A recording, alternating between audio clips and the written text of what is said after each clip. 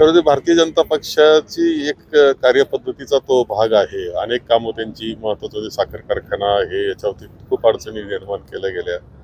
त्यांच्या संस्थांमध्ये अडचणी झाल्या.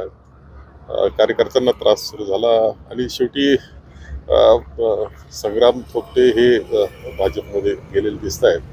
परंतु भाजपच्या रणनीतीचा जो भाग आहे त्याचा तो परिणाम आहे असं माझं मत आहे. दुसरीकडे राज ठाकरे आणि उद्धव ठाकरे एकत्र येण्याबद्दल युती संदर्भात चर्चा सुरू झाल्यात. नाही नाही ते ठीक आहे.